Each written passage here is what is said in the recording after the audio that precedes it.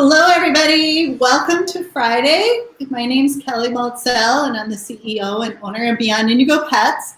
We're up for our daily Facebook Live, and we have I'm very excited about our guest speaker today. Her name is Diedre Murphy, and she's Director of Health and Safety at a large corporation to be unnamed at the moment, and I'm going to have her introduce herself in a second.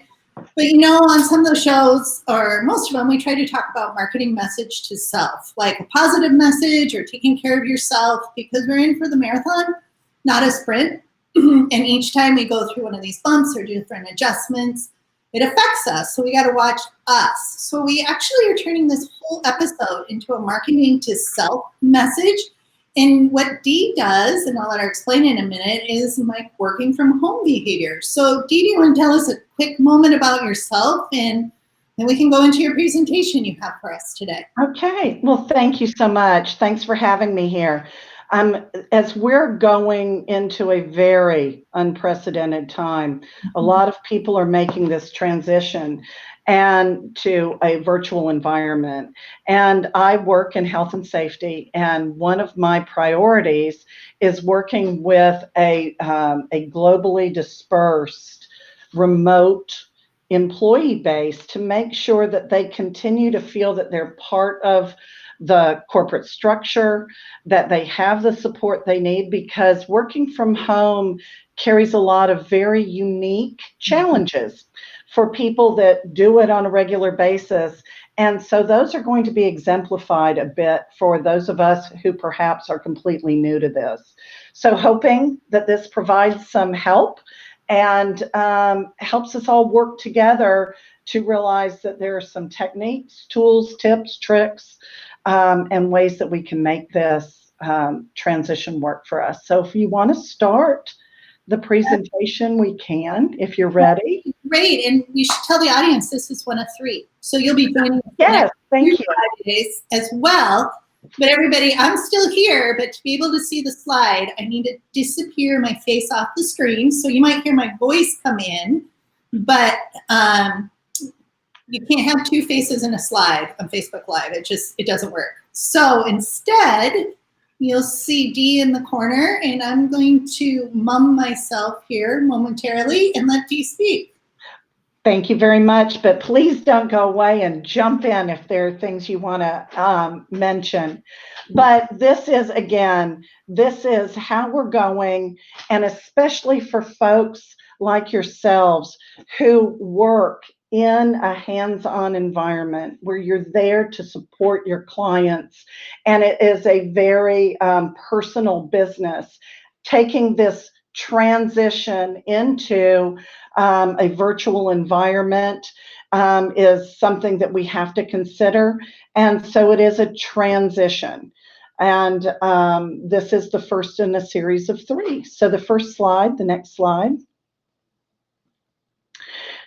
Again, that word, transition, which means it's a process. Where you've currently been all along, you have had a designated office, a workplace. And I think part of being able to make this transition is identifying and naming what we had, which then allows us to identify perhaps the ways that we may not have thought about that we need to adapt, okay? So you had a set place to work, you had an office, you have a physical routine, you have movement built in, from greeting patients to walking to exam rooms to chatting with your support team, your colleagues. Your time is scheduled. You have appointments. You have reminders, either in person by the way of that person who says, hey, your next patient is here. You've got 15 minutes before your next obligation. So we have these built-in mechanisms that we're used to relying on. And we also have health and safety tools built into our work environments. They may be part of code and you've never considered them, but now it's something you go, I may not have thought of that. So we're going to explore these kinds of things today and over the next 2 Fridays. In the next slide. So this big part is, wow, you had your office and now you have your home, which is now your office. And your home is made for living. And we talk a lot about, in the past, we always talk about work-life balance. And now it's going to be even more important than ever for us to identify those changes. So now your family are your coworkers, okay? You might have a lot of different people around and now sharing both a living and working space. You might not have a designated home office.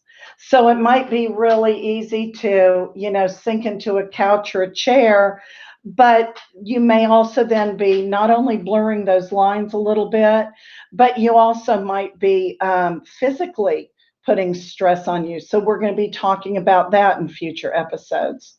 Your dining table, where I'm sitting right now, because I too am making the adjustment, that's now might be your workstation. And health and safety protocols. Like I said, you might have things built in there, but now we may realize that what we took for granted or just was in place before, it's now maintaining some of those processes or introducing them into a home environment. And the key is really looking at these are new and different circumstances, so we just need to step through and help identify them. And it's really hard to draw that line. Time is changing, and how we address it and what our day looks like is going to change. So again, going back to it is a transition. It's not a flip of the switch. Next slide. So what is time anyway? Is it blurring? I mean, I literally thought all day yesterday was Wednesday and it was actually Thursday. And part of that is that whole change in your routine. So when we're talking about the differences and how things change and the scheduling, and you would get up and you would go to an office. Now you might get up and just go to your living room or your den or your dining room. And what you'll end up finding is that people who work from home tend to work a lot more hours. Okay. You don't have that physical space where you're going in and hugging those pets and greeting your patients and their humans. You're now maybe sitting more, and you don't have that natural activity. So you need to make sure you think about that. People working at home tend to forget to hydrate and staring at that screen. So you got to get up. You have to still do those things where you had that jug of water you wanted to make sure you drank all day long. Keep it there with you again as well. And, again, time then blurs, and you may not have that same rigor that you had, but it's something again to consider, that you want to look at setting those schedules, keeping track, setting additional reminders that maybe you didn't have to have before, and keeping an understanding for some self-preservation right now. You do need to draw some lines, and that your time away is going to even be more important now than perhaps it was before, because you don't have those buffers in between the two environments. Next slide. So what we're going to talk about, this is kind of a teeing up of next week. We're going to look at, okay, so now you're assessing where your space is going to be, and I'm working from home. We're going to really look at how we're going to create that space, what you need, and to think about some of those things, including workstation ergonomics. Just briefly right now, remember to get up and stretch. Don't let yourself become too sedentary. And then also, it's going to be looking at how we geek out with some of the technology tools that we can use in order to stay connected and supportive of those same people that we've relied on for that give and take that we also desperately need and want to preserve during a very, very unusual time. The next slide, I wanted to say something because it goes back to that first slide where we're talking about some of the differences that we might not consider when we're looking at what's involved in a transition and what makes me safe and helps protect me at home. And in my business, I start every meeting. We always have a safety moment. So we'll talk about something relevant to the situation or seasonal or just a helpful reminder.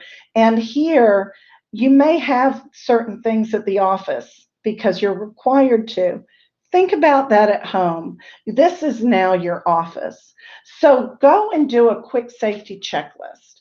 Make sure you have a well-stocked first aid kit, that you have a properly working fire extinguisher, smoke detectors, that you have an emergency evacuation plan, and you can do a quick Google search on emergency preparedness home safety checklist and find myriad resources available to help you start your plan and help ensure your safety while you and your family are at home sheltering in place and supporting each other and your businesses through this difficult time. I look forward to talking to you again, Kelly. That's what I have for today. And next week, we'll start looking at how to create your workspace. I think this has been very helpful, Dee, and I'll swing back here on everybody can see my face in a minute. There I am. Hello, everybody. Kind of one of the things I was thinking about myself, like I've been working remotely 25 years. Beyond Indigo is 100% remote team in 14 different states. So this hasn't been a new adjustment. A lot of things that you have said is like, yeah. But one of the things that I think I could maybe just mention here is signs of when you know you're breaking some of these rules or working too much time. You know, personally, I might get crabby. I might be shorter with family members or the dog, or I may just feel like I just need to get out of the house and go for a walk. Like I've become self-aware over time enough to know when some of my warning signals come up to say, no, I am not taking care of myself because these symptoms are showing up. And I just need to back up a minute and maybe go, oh, whoa, Kelly, you know, let's refine the balance, right? Absolutely. And a big part of that, and we're going to touch on too, in addition to the ergonomics, are some of those self-safety measures. One quick one, you know, it's a matter of taking micro breaks throughout the day. Mm-hmm. A really important part of this, as we're making that change, is where before you just might work at work, and then you go home and you have all of your leisure time. As I said, all research shows that people working from home work more, take fewer breaks. So breaking up what you do into chunks and scheduling in those breaks is critical to making sure that you are taking care of self and that you're not breaking down your resiliency and just building on the work stress. Because stressors come from all areas, and it's not just going to be your schedule and working from home. It's going to be you're having stress about your teams, what a lot of the things that you're leaving behind while we're discovering these new opportunities.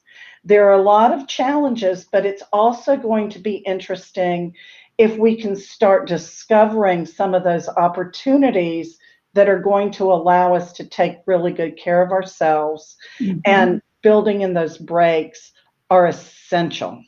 I totally agree. I purposely like leave things in another room, not bring them all into my office to make me get up, right? Make me go up and do Exactly. things. Exactly. And, we're going to talk about that some too, not to give everything away, but it'll bear repeating. At the end of the day, you have a natural barrier previously. You get in your car or get on your bicycle or walk home. Now, my office, my work is always there, and resisting that temptation. And if, like for me, right now, I'm still setting up a home office for the duration, but in the interim, I'm working in my dining room. Well, it's Friday afternoon, and you know what? This is going to close down. Everything's going to be put away. And the candles are going back on the table, and the laptop's going to be stowed in a corner. I love it. I love it. Well, what a great way to leave today. So we'll look forward to seeing you next week. Thanks for coming, Dee. I look forward to more of your words of wisdom because it does matter. It really does. Thank you. I really appreciate it, and I hope it was helpful. It was for me, so thank you. Thank you. Everyone stay home and stay safe. Amen.